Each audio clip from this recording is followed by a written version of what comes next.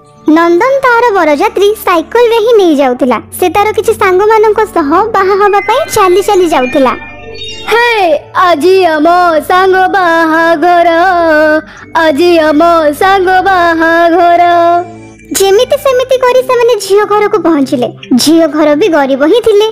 झियो घर भारी कष्ट रे बाहाघर करिले। राति रे बाहाघर सरिला। राति पाहळ नंदन ता स्त्री को साइकिल रे बसई घर को जाउथाय। रास्ता रे रूपा ताको पचारिला, हेटी एई रास्ता तो ट्रेन स्टेशन आड़ को जाउची। आम घर कोन एठू बहुत दूर की? आमको कोन ट्रेन रे जीवा को पड़िबो की? नाई रूपा, बस बुझी जाओ जे स्टेशन पाखरे ही तुम सासू घर। ताहले शीघ्र चलो ना, मते मो सासू घर देखिबा को बहुत इच्छा होची। ए पर्यंत रूपा जानि नथिला जे ता सासू घर देखिले ता पाद तळु माटी खसी जिवो बोली। साइकिल चलो चलो नंदन ताको पाखा पाखी 3 किलोमीटर प्रथमे जंगल देई आउ तापरे रेल ट्रैक देई ता घर पाखको पहुंचला। सुनसान रास्ता रे गोटे ट्रेन रो बगी, ना सेठी की केही जानती ना आसंती।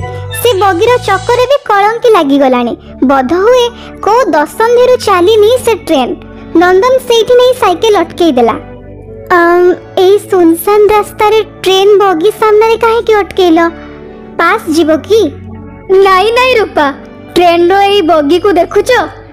एईटा ही तुम सासू घर। एक कथा सुनी रूपा आश्चर्य होय गला। तुमे अनाथ बोली मु जानिथिली, किंतु तुम पाखरे घर भी नहीं एक कथा जानि नथिली। ताहाले तुमे कोन मते छाडी चली जीवो रूपा? ई कोन कहउछो तुमे? मु तो प्रथम एमिति झियो हेतिबी जहार सासू घर ट्रेन रे हेतिबो। एबे तुमे देखिबो मु ए ट्रेन रो बगी को एते सुंदर सजाई देबी जे ये को राजमहल ठु भी कम लागिबनी। रूपा ट्रेन रो बगी को सफा सुतरा करी एते सुंदर सजाई देला जे एबे से को घर ठु कम लागु नथिला। नंदन जेते बेले भीतर को आसिला तो देखि के आश्चर्य होय गला। राति रे से माने खाई पी सइले आ सकाळु शीघ्र उठी गले। रूपा मु स्टेशन रे सफा सफी काम करे। मु मझिरे मझिरे एठी के आसुथिबी। तुमे तुमरो जत्न नउतबो हला। ठीक अछि, तुमे निश्चिंत रे जाओ आ तुम काम कर। संध्या बेल को तुम साथी रे मोर किछि कथा अछि। नंदन काम को चली गला। संध्या बेल को से जेते बेले घर को चली आसिला, रूपा ता आगरु ही खाइबा बनै की रखी सारिथिला। रूपा एते वर्ष भितरे मु ए सब प्रथम थर देखुची। एमिति खाइबा बनै मते केबे भी केही देई नांती। मु जेते बेले कामरो फेरुतिली तो निजे ही खाइबा बनै की खाउतिली आ एकुटिया खाई की सोई पडुतिली। तुमे आसीबा परठु मो जीवन बदली जाईची। खाद्य खाइबा परे दुहे निज निज भितरे कथा हेबा को लागिले। प्रकृत रे कोन हेतिला तुम सहित? तुमे ट्रेन रे काहे की रहउच? रूपा तुमे मो स्त्री, तुमरो मो जीवन विषय रे सब जानिबार अधिकार अछि। किछि वर्ष पूर्वरु मु भी समस्तंको भली मो बुढ़ा बापा मांको सहित एटू 7 किलोमीटर दूर रामपुर रे रहउतिली। हमर गोटे सुंदर घरटे थिला जोठी आमे समस्त हस खुशी रे रहउतिले। बापा चाष करुतिले, मां सिलाई करुतिले, सब किछि ठीक चलीथिला। किंतु दिने अचानक बापा को देह बहुत खराब हो गला।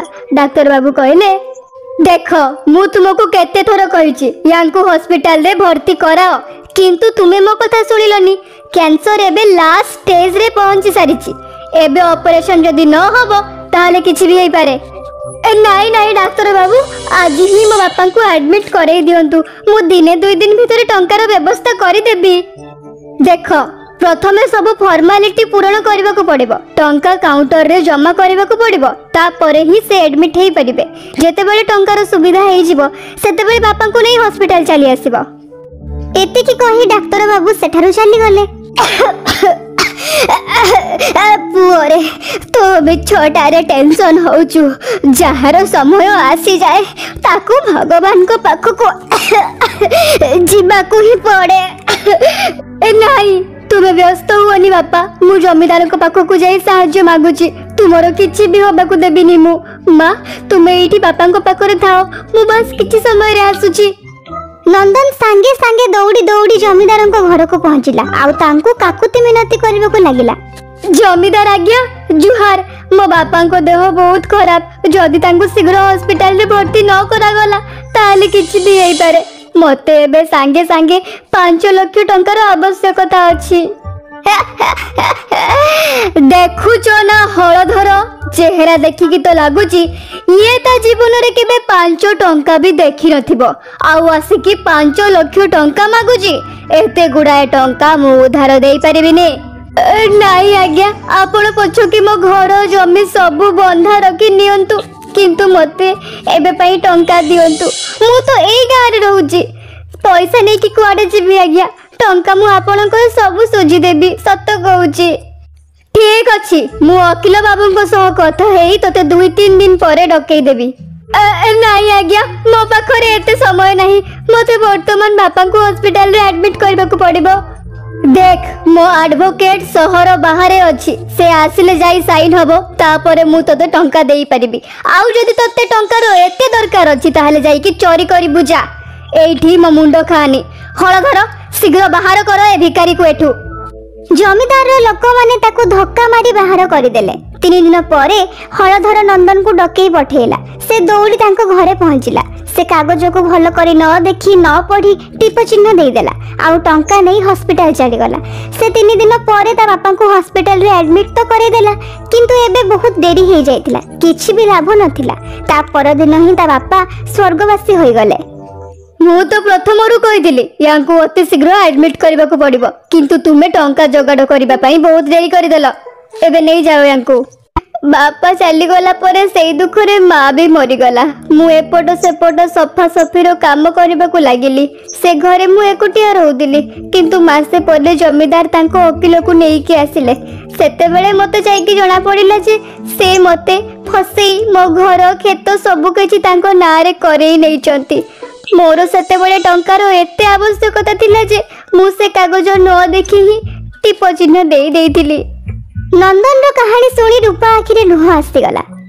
देख तुमे चिंता करनी जहाँ हेई जाइछि ताकू तो आमे बदलई पारिबानी किंतु जिए हम सह एमिति करिछि ताठारु प्रतिशोध तो आमे निश्चय नेबा मु तुम साथी रे अछि एबे नंदन और रूपा 2 जण मिसी स्टेशन रे काम करबा को लागिले रूपा चा और सिंगड़ा बनै बिकिबा को लागिला धीरे धीरे किछि टंका संचय करी नंदन और रूपा ट्रेन सासुघर सामने रे रास्ता कड़े काठर गोटे छोट दुकान बनै देले एई रास्ता कड़े आपण माने दुकान खोलिला बहुत भलो कले एठी दूर दूर पर्यंत कोनोसी गोटे भी दुकान नथिला कम से कम आम भली यात्री माननकु गोटे सहारा तो मिलिला धीरे धीरे तांको दुकान बढ़िया चलिला से माने अल्प दिन मध्य बहुत टंका रोजगार करनेले दिने तांको दुकान को स्टेशन रे ड्यूटी करूतबा गोटे पुलिस वाला आसिला मु तुम मानन को ट्रेन बगी रे रहिबारो देखिछि तुमरो रहिबा पई घर द्वार नाही की नंदन और रूपा तांकर सब कहानी से पुलिस वाला को कहिले